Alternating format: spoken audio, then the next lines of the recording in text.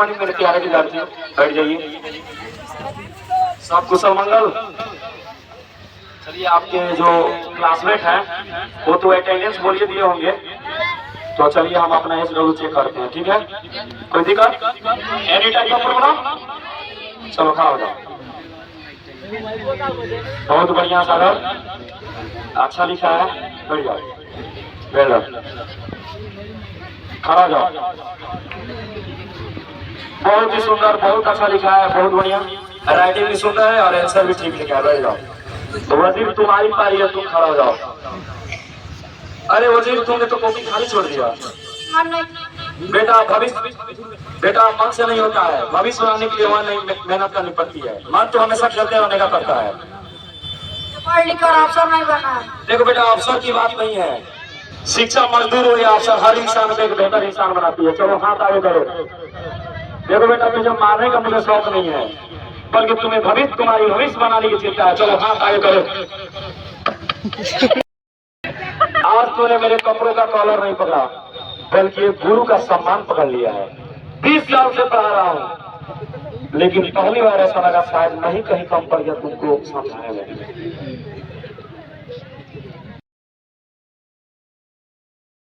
गरीबी जैसी कोई चीज नहीं होती है। गरीब वही होता है जो मेहनत करना छोड़ देता है। आप लोग मेहनत कर रहे हैं, आप कभी गरीब नहीं हो सकते। बात समझ रहे हो? गुरुजी मुझे पहचानिए। अरे उठो बेटा, क्यों रो रहे हो? कौन है तू? गुरुजी, मैं वही आपका लड़का हूँ जिसने 20 साल पहले आपका कॉलर पकड़ा था। अच्छा वजीर। हाँ गुरुजी। अरे तो पुरानी बातों को कब तक भूलोगे? अरे गुरुजी, मैं क्या करूँ, मैं जब जब भी सोता हूँ तब आपका रोता हुआ चेहरे मेरे आंखों के सामने आ जाता है। पछतावा बता रही है कि तुम्हारे अंदर अभी भी इंसान जिंदा है। गुरुजी, मेरे साथ जितने गुरुजी मैं गलत संगत में पड़ गया था, और मेरे साथ जितने लोग पढ़ते थे लोग, वो सब कोई डॉक्टर, कोई इंजीनियर और कोई सरकारी नौकरी में है, और मैं वहीं पे वहीं हूँ। मैं बहुत पीछे चल गया हूँ। देखो बाबा, पीछे रहना बुरी बात नहीं है, बुरी बात है कोशिश छोड़ देना। मेहनत करो, फिर तुम आगे बढ़ जाओगे। पर कैसे गुरुजी? देखो, सूरज हर शाम को डूबता है, लेकिन फिर वह सुबह में उगता है। और वैसे श्री कृष्ण भगवान भगवत गीता में बताए हैं, जब जागो तब सवेरा है। तुम्हारा जीवन फिर से बदल सकता है। वैसे तुम्हारे बातों से मुझे ऐसा झलक रहा है, बात सिर्फ गरीबी और नौकरी की नहीं है, कुछ और दिमाग तुम्हारे दिमाग में कुछ चल रहा है जो मुझे तुम छिपा रहे हो। बताओ बात क्या है? गुरुजी, मेरे शादी की बात चल रही है। अरे बाप रे, वो है तो खुशी की बात है, तो फिर चेहरे पर इतना उदासी क्यों है तुम्हारे? नहीं गुरुजी, मेरे जिस लड़की की शादी हो रही है वो बहुत गरीब है, और उसके माता पिता नहीं है। उसके चाचा चाची ने उसे पाल पोस कर अपनी सगी बेटी की तरह बड़ा किया है, और मेरे घर वाले दहेज मांग रहे हैं। मुझे तो लगता है कि वो अपनी जमीन बेच रहे हैं सिर्फ एक दहेज देने के लिए। मैं अभी तक आपका कर्ज नहीं उतार पाया, तो मैं नहीं चाहता कि मेरी वजह से किसी का घर कर्ज में डूब जाए। कभी कभी तो मुझे ऐसा लगता है कि मैं खुद को ही खत्म कर लूं। गुरुजी नहीं बेटा, खत्म करना ये कायर की निशानी होती है। जो साहसी होते हैं वो अंत तक लड़ते हैं। तुम एक बार अपने गार्जियन से बात किया है, बढ़िया से उसको मोटिवेट किया है? अरे गुरुजी, मैंने बहुत ताकत लगाया है, पर मेरी एक भी ना चली। बड़ी बढ़िया ताकत लगाया? हर बंद दरवाजा ताकत से नहीं खुलता है, कुछ ऐसे दरवाजे होते हैं जो बुद्धि और विवेक से खुलते हैं। तुम चिंता मत करो, तुम्हारी मैं सभी परेशानियां समझ गया। आज से लगभग 1 महीना बाद तुम्हारे मैं घर पे आऊंगा और अपना वेश बदल कर आऊंगा, साधु के वेश में आऊंगा, और उसी समय तुम्हारे परिवार वालों को बताऊंगा।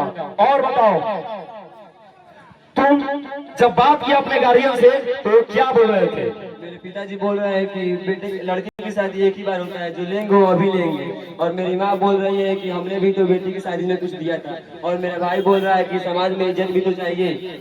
अच्छा, सब समझ गया। चिंता मत करो, तुम्हारे माता पिता बुरे नहीं है, तुम्हारे भाई बुरे नहीं है, तुम्हारे भाई भाई तुम्हारे परिवार का कोई बुरा नहीं है। वे लोग बस पुराने सोच के कैदी हैं, अभी भी पुराने जमाने में जी रहे हो। शायद हमको अभी मालूम नहीं है कि दहेज एक ऐसी पुरानी, अभी आपको तुरंत रिकॉर्डिंग दिखाया गया है दहेज के, आप देख रहे हैं कैसे किसी को मारा गया है। तो चिंता मत करो, तुम एकदम निश्चिंत होकर जाओ। 1 महीने बाद मैं साधु के वेश में आकर तुम्हारे गार्जियन को समझाने। जाओ तुम जाओ। वजीर जाओ, उसे आदर से अंदर ले आओ। खुश रहो बच्चे। अब लगता है मेरा काम हो जाएगा, गुरुजी आ गए। महाराज कुछ खा पी लीजिए। आपके घर से कुछ सकता अभी मैं, पहले मेरे प्रश्न का जवाब दो। सुना है इस घर में शादी की तैयारी चल रही है। ये हमारे बेटे का शादी हो रहा है। विवाह ये तो शुभ बात है, लेकिन विवाह दो परिवारों का मिलन होता है या सौदा होता है? महाराज सौदा कैसा, बस कुछ दहेज की तो बात है। दहेज लिया जाएगा या मांगा गया? लेकिन महाराज जमाना ही ऐसा है, लोग क्या कहेंगे और कुछ नहीं लिया जाए तो। अरे मूर्ख, अगर पूरा जमाना झूठ कहेगा तो क्या झूठ सही हो जाता है? महाराज अपने बहन के शादी में मैंने बहुत दहेज दिया था। अच्छा चलो, जब दहेज दिया था तो तुम ईमानदारी से बताओ, खुशी हुई थी या दर्द हुआ? दर्द, बहुत कर्ज लेना पड़ा। आप बताओ, तो वही दर्द लड़की वाले यानी दूसरे किसी के घर में क्यों भेजना चाहते हो? महाराज मुझे भी उस लड़की बताया आती है, मैं क्या करूं, डर के मारे नहीं कर सकती। समाज से डरना, सर पे चेयर बैठने का अधिकार सिर्फ ईश्वर को है। समाज से डरना कब से स्टार्ट कर दिया तुम लोगों ने? तुम लोग शुरुआत तो करो, दहेज लेना बंद करो। तुम लोग देख नहीं रहे हो कैसे कैसे अरमानों के साथ लोग अपनी बेटियों की शादी करता है और कर्ज में डूब जाता है, और लड़कियां कोई कोई तो मर जाती है। महाराज लेकिन लोग कहेंगे बेटे की शादी में कुछ नहीं मिला। लोग एक दिन कहेंगे, दूसरे दिन भूल जाएंगे, लेकिन एक बाप और चाचा का तुम पगड़ी रख देते हो तो उसका दुआ जीवन भर उसका दुआ काम आएगी। महाराज आज आपने हमारी आंखें खोल दी है। आज के बाद से ना दहेज मांगूंगा, ना दहेज लेने किसी के सलाह कहूँगा, और आज की वजह से मेरे बेटे की शादी बिना और दहेज की होगा। ये हुई बात। पिताजी आज आपने मेरे दिल खुश कर दिया। तो आप लोगों ने देखा कैसे वजीर जो बचपन में लफाटू से लड़का था, मैं ही वो टीचर था, पढ़ाते वक्त जब इसकी बारी आई तो मेरा कॉलर पकड़ लिया और मुझे एक थप्पड़ मारा।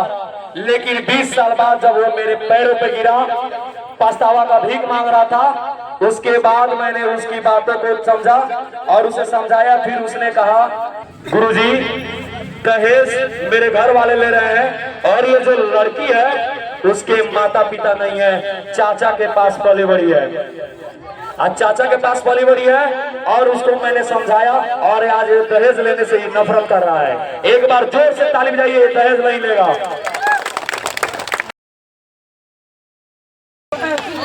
साइन करी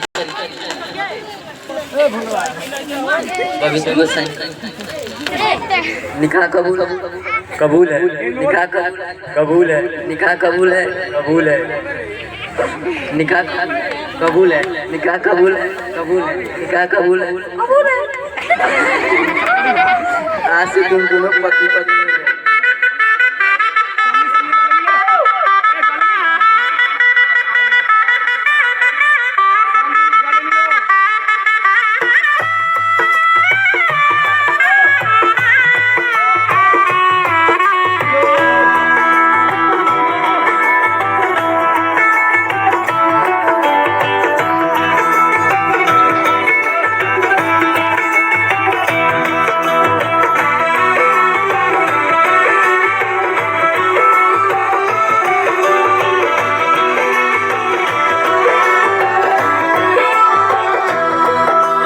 आज से तेरी सारी गलियां मेरी हो गई, आज से मेरा घर तेरा हो गया।